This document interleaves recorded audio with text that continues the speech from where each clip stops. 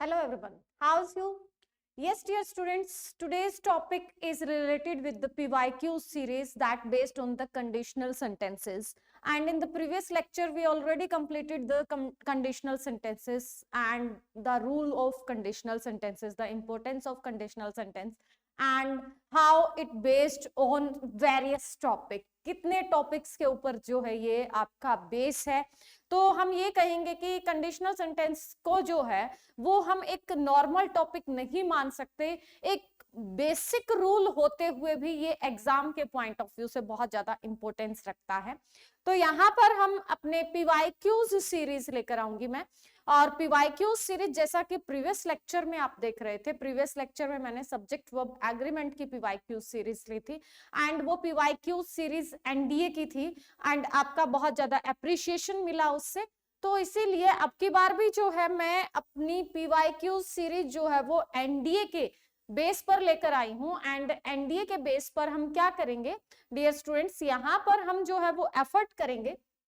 किस चीज का हम एफर्ट करेंगे यहाँ पर कि हम उन चीजों को बताएं जो आपके लिए एग्जाम के पॉइंट ऑफ व्यू से हेल्पफुल होने वाली हैं, एंड सेकंड वन जो एरर का जो फोबिया आपके माइंड में सेट है उसको हम रिमूव कर सके, एंड थर्ड वन जो अब की बार एनडीए का पैटर्न चेंज हुआ, एनडीए का जो पैटर्न चेंज हुआ तो जनरली स्टूडेंट्स के माइंड में ये बात थी कि पैटर्न चेंज हुआ है एंड पेपर जो है जो हमारे पास सिलेबस था उससे बाहर आया है, बट ये जो कहने वाली बात है ये टोटली रॉन्ग है। इसमें सिर्फ होमोफोन्स जो है वो हमारे सिलेबस से बाहर थे। अगर आप एनडीए के सिलेबस को जनरली पढ़ते हैं तो वहां ऑलरेडी मेंशन होता है कॉम्प्रिहेंशन, फिलअप्स, एरर, ग्रामर के टॉपिक्स, एंड जब आप पीवाईक्यूज सिर्फ लास्ट 4 और 5 इयर्स के नहीं उठाते हैं, आप जब उनको 2012 से लेकर यहाँ 2022 मतलब 10 इयर्स के पीवाईक्यूज जब आप करते हैं तो 10 ईयर के पीवाईक्यूज में आप देखेंगे कि वहां पर आपके पास फिलअप्स भी होते थे एंड सेंटेंस इंप्रूवमेंट के सेंटेंसेस भी होते थे। तो बस उन्हीं चीजों के कुछ एग्जांपल्स लेकर जो है मैं आपके साथ यहाँ पर जुड़ी हूँ, तो यहाँ पर हम उन्हीं चीजों को डिस्कस करेंगे। Now we start the topic without waste the time.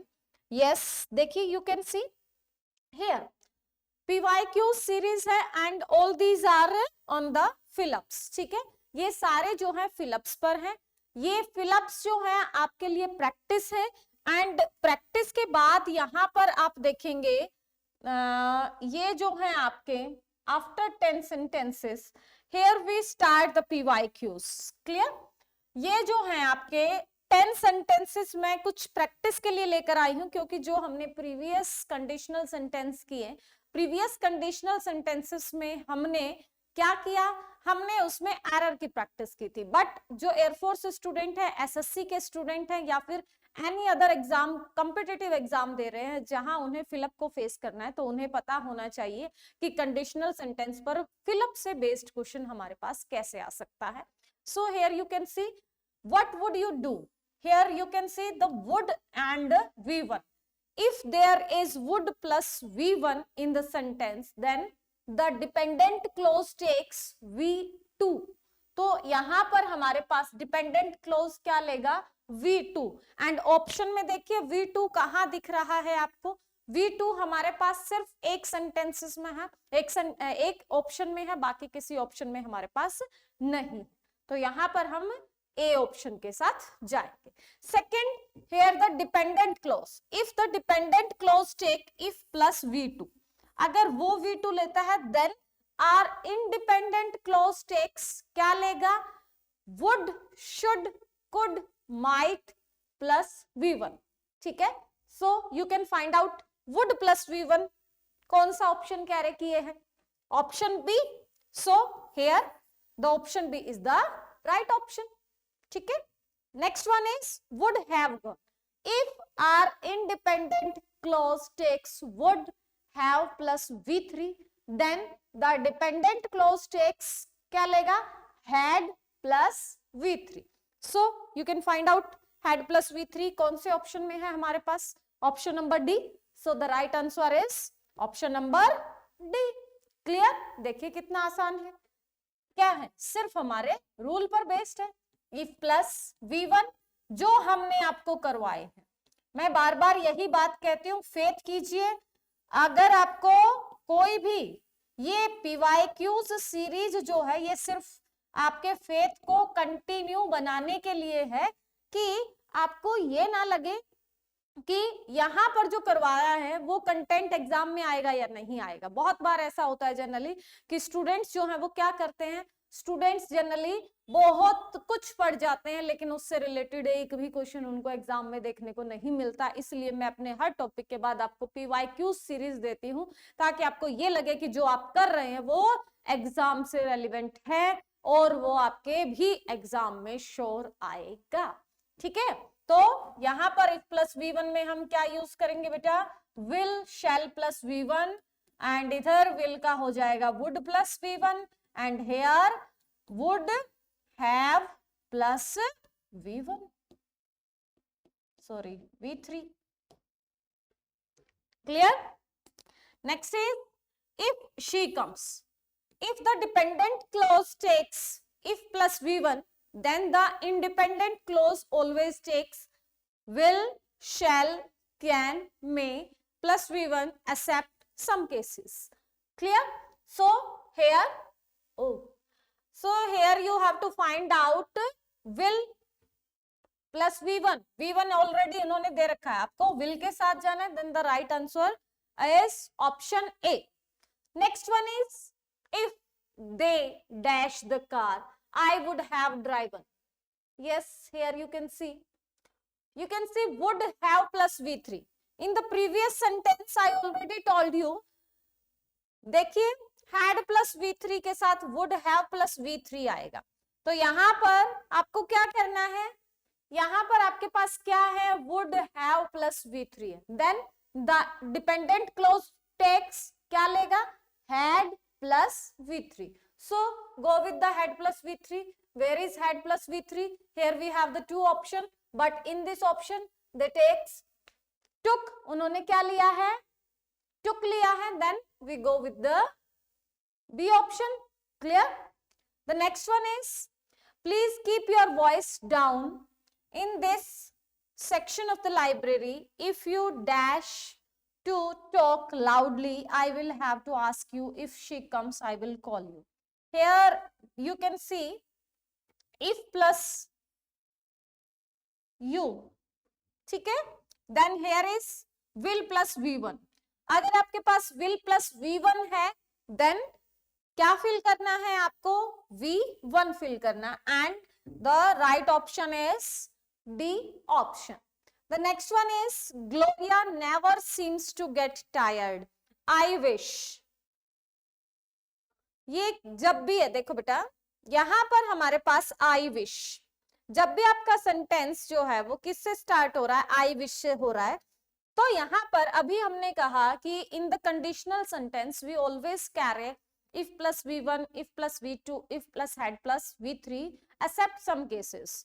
हमारे पास ये हमने आपको अपने प्रीवियस लेक्चर में बताए हैं। प्रीवियस लेक्चर के जो आपके डिटेल्स हैं वो डिस्क्रिप्शन लिंक जो है वो डिस्क्रिप्शन लिस्ट में मेंशन है। प्लीज आप उनसे, जब आप उनको देखेंगे तभी आप इनसे अच्छी तरह से फेमिलियर हो पाएंगे। अदरवाइज सिर्फ क्वेश्चन की प्रैक्टिस करना या गेस वर्क करने से आप किसी कॉम्पिटिटिव एग्जाम को क्रैक नहीं कर पाएंगे। ठीक है, तो यहाँ पर जब भी हमारे पास विश से रिलेटेड सेंटेंस होता है तो वहां पर हम क्या करते हैं बेटा, अगर हमारे पास वुड नहीं है तो हम v1 के साथ ही जाते हैं। अगर आपके पास वुड है तो आपको सिर्फ और सिर्फ वर्क को यूज करना है। ये मैंने ऑलरेडी अपने डिटेल में या प्रीवियस लेक्चर में बता रखा है। तो हम किसके साथ जाएंगे बेटा, यहाँ पर हम जाएंगे बी ऑप्शन के साथ। ठीक है, next you can see if I dash following that other ear too closely, I would have been able to stop. Again and again the same sentences, would have plus v3, would have plus v3, and if the independent clause takes would have plus v3 then the dependent clause had plus v3. ठीक है, then find out the had plus v3. yes, this one is the had plus v3.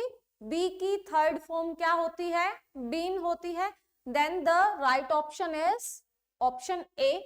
The next one is dash her, I would have allowed her to enter my house. Would have plus V3. Again would have plus V3.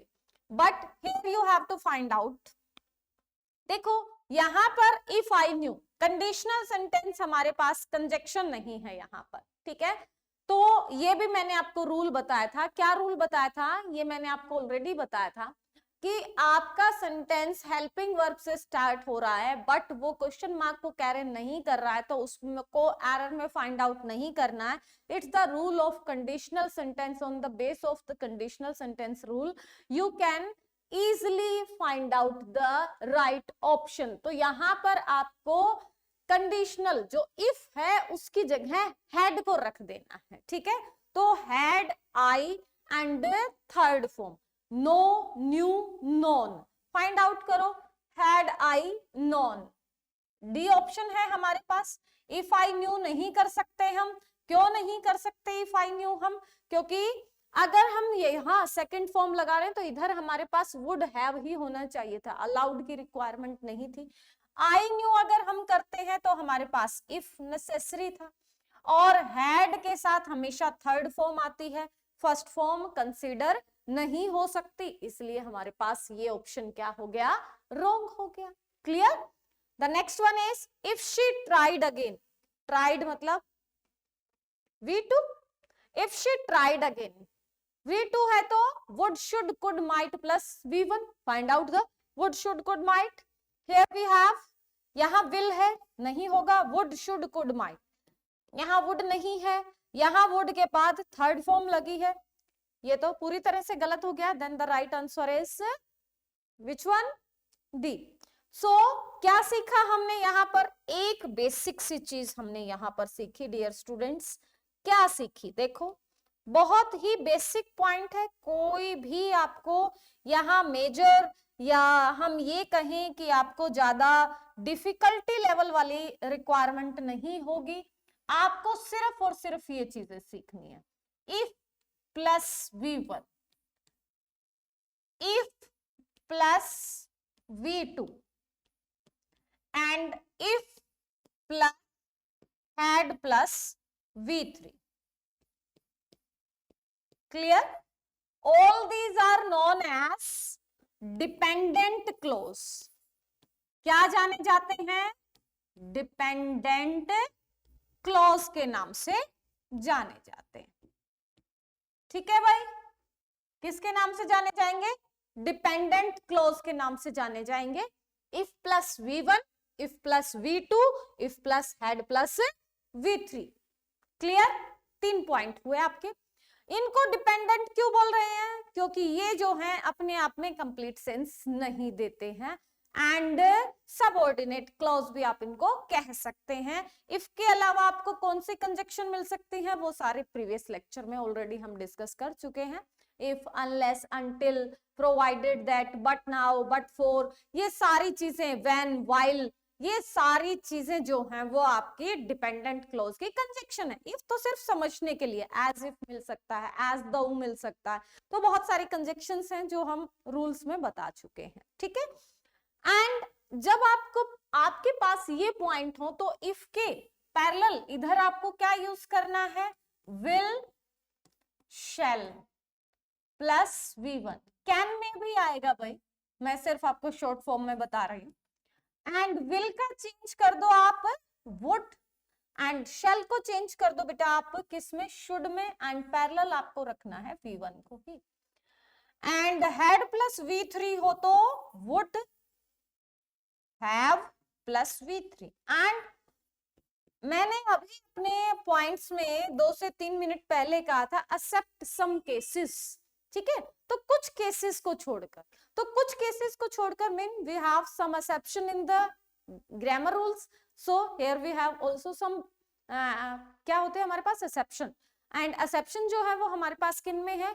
V1 में and V2 में। Here we carry the both sentences, मतलब V1 है तो आप दूसरी तरफ भी V1 रख सकते हैं, V2 है तो देन सेकंड तरफ भी जो है आप वो क्या रख सकते हैं? V2 रख सकते हैं। कब? जब वो सेंटेंस जो है वो आपको नेचुरल कोई साइंटिफिक थॉट के बारे में बता रहा है, या नेचुरल इंसिडेंट के बारे में बता रहा है, जहां पर आपको फर्स्ट एक्शन को पढ़ते ये पता चल जाए कि सेकंड एक्शन ऑटोमेटिकली ये पोजीशन कैच कर लेगा, वहां पर हम क्या यूज करेंगे, वहां पर हम जनरली यूज करते हैं सेम टेंसेस को दोनों तरफ, ठीक है। बट वो एक्सेप्शन है और वो मैंने अपने प्रीवियस लेक्चर में बता रखे हैं डिटेल के साथ, एग्जांपल्स भी दे रखे हैं, so you go through with the previous lectures and the link is in the description list. यहाँ पर जो है आपके पास अभी जो हमने फिलअप्स किए वो सारे जो है आपने देखा कि इन्हीं रूल पर बेस्ड थे, ठीक है ना।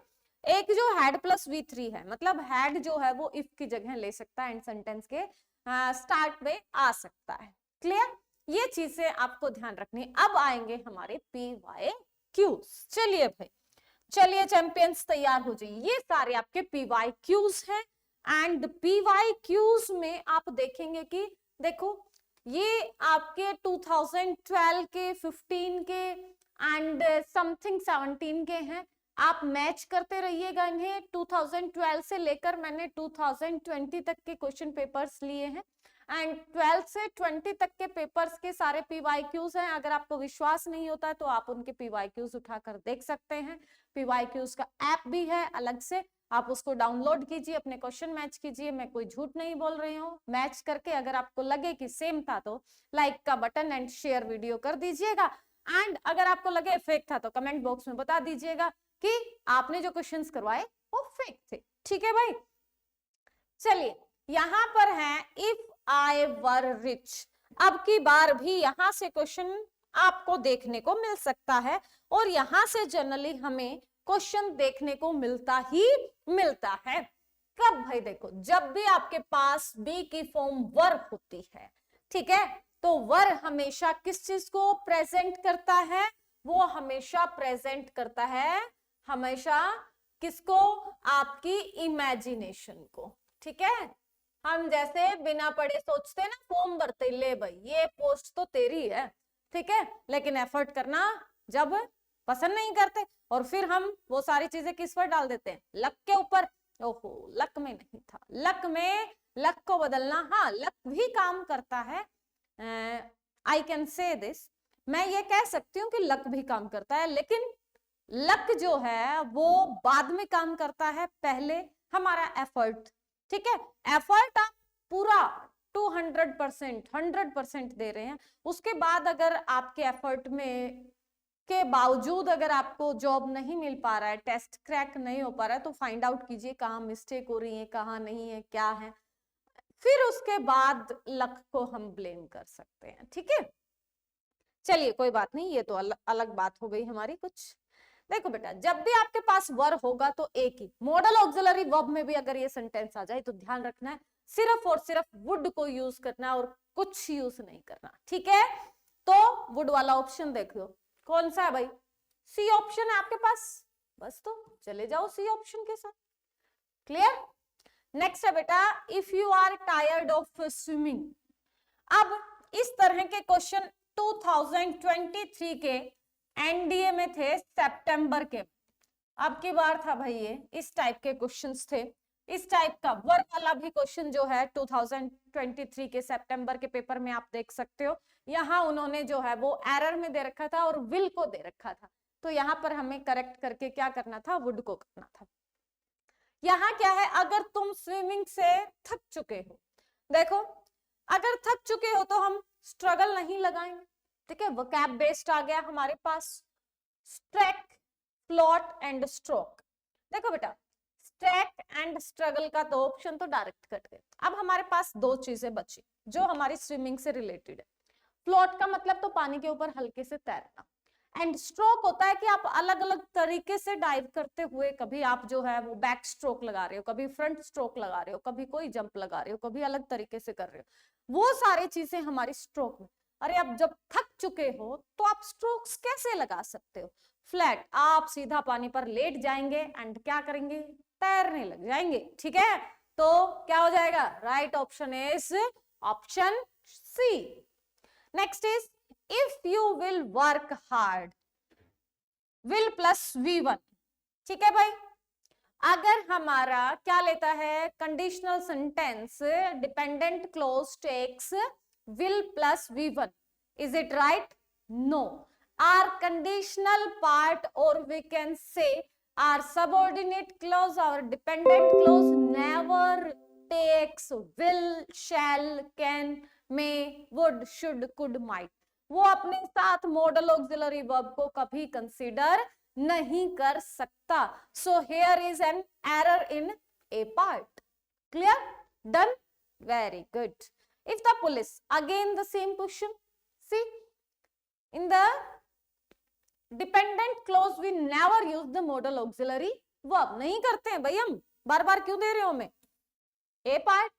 एरर हो गया. कितने आसान है बताइए. If I had known, had plus V3 आ गया, then the independent clause takes would have plus V3. ठीक. इन्होंने क्या दे दिया? अरे इनको तो पता है कि हमें ये रूल आता है और इन्होंने इसीलिए ये दे दिया. हमारा तो एक क्वेश्चन ठीक हो गया. शाबाश. I can fly if I will. देखो हमें बिल्कुल बेवकूफ समझते हैं.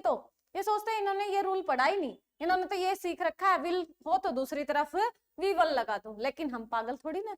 हाँ, तो यहाँ पर क्या है बेटा, हमारा डिपेंडेंट क्लोज कभी भी मॉडल ऑक्सिलरी वर्ब नहीं लेगा. ध्यान रखना इस चीज को. जो भी पार्ट कंजक्शन के साथ जुड़ा हुआ है उसके साथ मॉडल ऑक्सिलरी वर्ब यूज नहीं करनी है. अगर यूज कर दी तो सेंटेंस गलत है, और अगर एरर में है तो एरर फाइंड आउट कर लो. If you lend Mohan a pen, lend mean to say उधार देना. ठीक है, V1 आ गया आपका.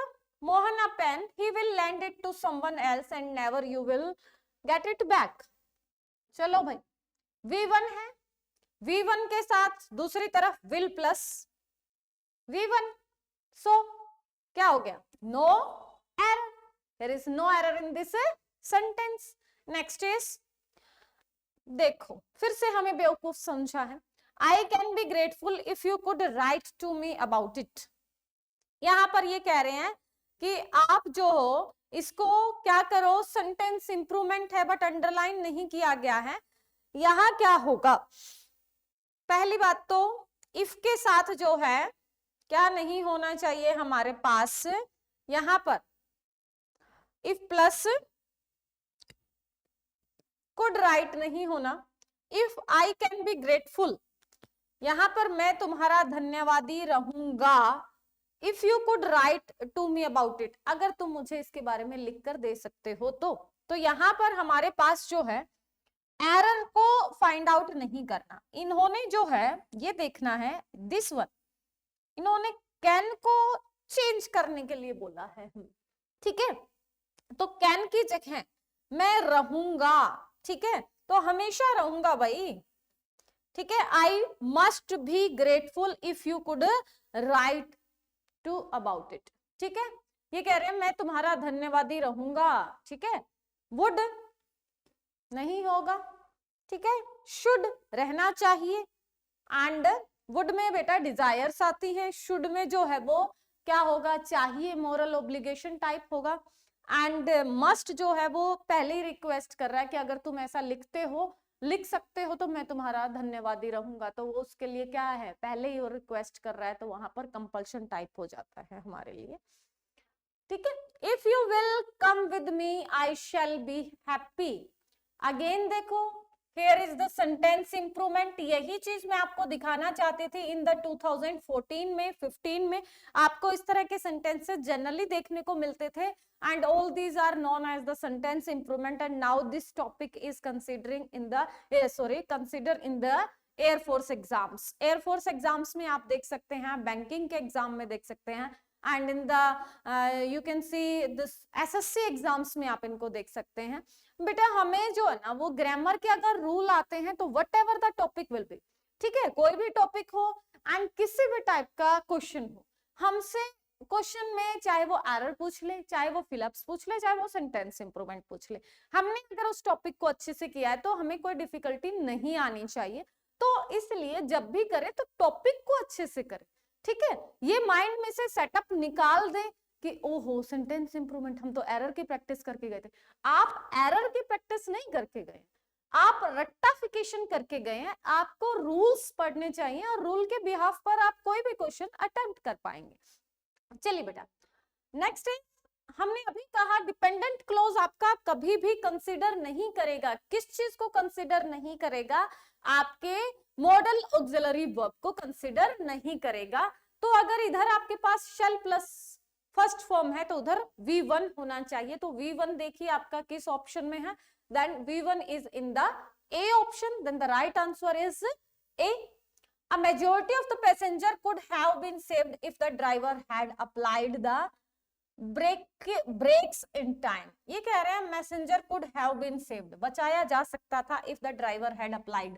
अगर वो सही समय पर क्या लगा लेता भाई? ब्रेक टाइम से लगा लेता। तो देखो इफ वाले पार्ट ने क्या ले लिया? हैड प्लस V3 कैरे कर लिया। हैड प्लस V3 कैरे कर लिया तो इधर देखो कुड हैव प्लस V3 है आपके पास। क्लियर? तो यहां पर हैड प्लस V3 है, इधर कुड हैव प्लस V3 है।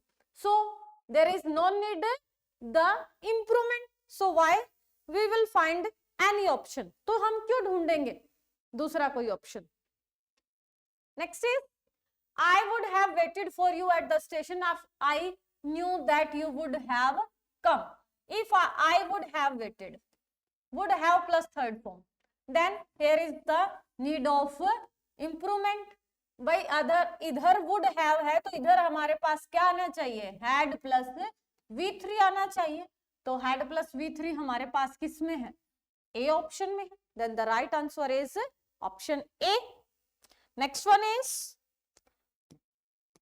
yes.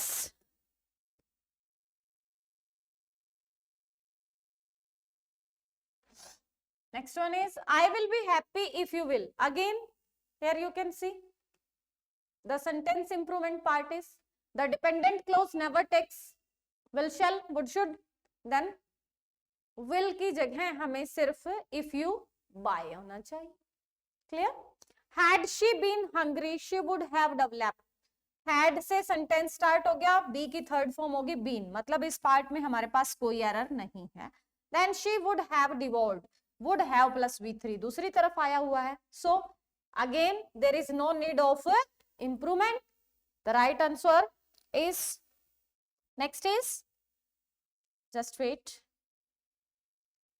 This one is If I were a millionaire. अभी आपको बताया कि अगर आपका सेंटेंस वर के साथ शुरू है तो दूसरी तरफ वुड को कंसीडर करना है, वुड के साथ V1 को कंसीडर करना है, क्योंकि बी की सेकेंड फॉर्म वॉज वर होती है and subject what ever will be. Subject आपका सिंगुलर हो प्लूरल हो आपको नहीं देखना है, आपको सिर्फ और सिर्फ किस चीज को फॉलो करना है? आपको सिर्फ फॉलो करना है किसको? आपको V1 के साथ आपको वर्क को यूज करना है, क्योंकि अगर आप वॉज लगाएंगे तो वो क्या हो जाएगा? एक नेचुरल कंडीशन को रिप्रेजेंट करेगा, बट अगर हम वर्क को कंसीडर करते हैं तो वो रिप्रेजेंट कर रहा है आपकी इमेजिनरी स्टोरी को, एक ऐसी आपकी अनफुलफिल्ड डिजायर जो कभी सच नहीं हो सकती। So here if I were a millionaire, ठीक है? तो यहाँ पर अगर if I were a millionaire, अगर मैं मिलेनियर होता, अगर मैं अरबपति होता तो I would help the poor, तो मैं गरीबों की सहायता करता। तो यहाँ पर जो है हमारे पास सी, तो आपको अंडरलाइन करके ऐसे मिलेगा और आपको जो है वो राइट ऑप्शन क्या फिल करना पड़ेगा? This one. So if I had listening to me I would not have got, see this one is the sentence improvement part. Had plus V3 होना चाहिए हमारे पास, बट यहाँ पर हैड प्लस ING दिया गया, वो वैसे ही ग्रामेटिकली। तो हैड के साथ जो है हमें क्या मिलना चाहिए बेटा? लिसन, ठीक है? यहाँ पर दो ऑप्शन है हमारे पास। Yes, I think this one is wrong in the typing. So A1 is the had listening to me, मतलब had listen, sorry, A1 is the right answer. Here they use the 2, here we don't requirement of 2 here. If he had listened me he would not have got lost. A option is the right answer. So you can see all the questions, आपने जितने भी questions देखे dear students, all these are based on the PYQ series and hope you understand all these question very well. आशा करते हैं आपको बहुत अच्छे से समझ आएंगे, but if you have any doubt then you ask any time. आपकी डाउट क्लासेस होंगी and you can write in the comment box कि आप जो है वो लिख सकते हैं कमेंट बॉक्स में लिखकर हमें बता सकते हैं कि आपके क्वेश्चंस का इनके यहाँ की क्लासेस का आपकी नॉलेज से आपकी नॉलेज को कितना अनहेंस कर रहा है, और हम ये कहें कि आपकी नॉलेज को एक्सप्लोर करने में कितना हेल्पफुल रही है हमारी क्लासेस. एंड ये PYQs देखने के बाद आपको कितने परसेंट लगा कि यस ये तो बहुत इजी है एंड इंग्लिश में हमें कोई अब फोबिया नहीं है, हम इजिली जो है वो इंग्लिश को कर सकते हैं. सो अगर इन्हीं चीजों के साथ आपको लगता है कि एग्जाम हट बहुत ही अच्छा प्लेटफॉर्म है आपके लिए, then subscribe the channel and daily routine की क्लासेस की डिटेल आपको हमारे चैनल पर मिलती रहेगी. रूटीन में टाइमिंग आपको मिलती रहेगी, मैथ्स की, फिजिक्स की, वो जो भी what ever the subject will be here, आप हर कोर्स की यहाँ पर जो है वो क्लासेस देख सकते हैं. और thanks for the watching and thanks for the cooperating. बहुत अच्छा कोऑपरेशन मिल रहा है आप सबका, इसी तरह से कोऑपरेट करते रहिएगा. एंड एज वेल एज मैं ये भी कहना चाहूंगी कि अपने सजेशंस जरूर दीजिएगा ताकि हमें मोटिवेशन मिले कि हमें कहाँ पर किस तरह से रिक्वायरमेंट है कहीं इम्प्रूवमेंट करने की. Thanks a lot dear student.